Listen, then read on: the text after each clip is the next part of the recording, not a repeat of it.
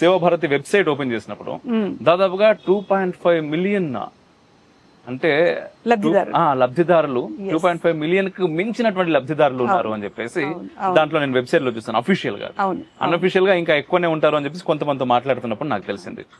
అసలు ఈ మొత్తం వ్యవస్థ ఎందుకు మొదలైంది అండ్ ఎంతమంది పనిచేస్తున్నారు అంటే అన్ని లక్షల మందికి రీచ్ అవ్వాలి అంటే ఎక్కడ అసలు ఎంతమంది పని చేస్తున్నారు, ఈ వ్యవస్థ అంతా ఏంటి, దాని గురించి కొంచెం తెలుసుకుందాం. ఆ తర్వాత చేస్తున్నటువంటి కార్యక్రమాల గురించి, చేస్తున్న వారి గురించి తెలుసుకుందాం. తప్పకుండా.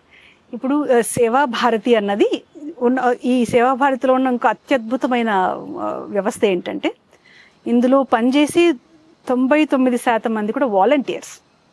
మామూలుగా వాలంటీర్ ఆర్గనైజేషన్స్ ఎలా ఉంటాయి, ఒక ఎన్జిఓ అంటే ఏముంటుంది, ఒక వ్యవస్థ ఉంటుంది, దాంట్లో పనిచేసే శాశ్వతమైన సభ్యులు ఉంటారు వాళ్ళు.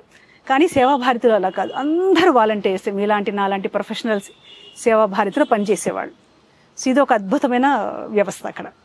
సో ఎలా మొదలైంది అంటే ఇలా ఆలోచన ఉన్నవాళ్ళే సమాజంలో. ఇది మొదలయ్యడానికి ముఖ్య కారణం ఏంటంటే మనము 1977 దివిసీమ ఉప్పెన వచ్చింది.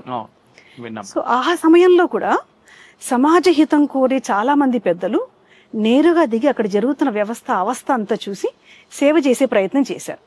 అలా చూస్తూ చూస్తూ వస్తున్న తర్వాత శాశ్వతంగా వీరికి ఏదైనా ఒక అవస్థ అంటే ఒక వ్యవస్థలాగా ఒక సంస్థలాగా ఉంటే బాగుండు అన్న ఒక ఆలోచన చేసింది. దీనికి రూపకల్పన 1989లో జరిగింది. అప్పుడు సేవా భారతి అన్న ఒక సంస్థని స్థాపించి దీన్ని ఒక ఎన్జిఓ లాగా క్రియేట్ చేసి దీనికి ఒక రూపకల్పన చేయబడింది. అంటే ఒక బ్యాచ్ అంటే సమాజ శ్రేయస్సు కోరి ఒక 10 మంది పెద్దలతో మొదలైన ఆలోచన ఇది. అలా మొదలైన 1989లో మొదలైన వ్యవస్థ ఇప్పుడు 1000 మంది నాలాంటి వాళ్ళు 3000 పైచులకు మన ట్విన్ సిటీస్లోనే ఉన్నారు.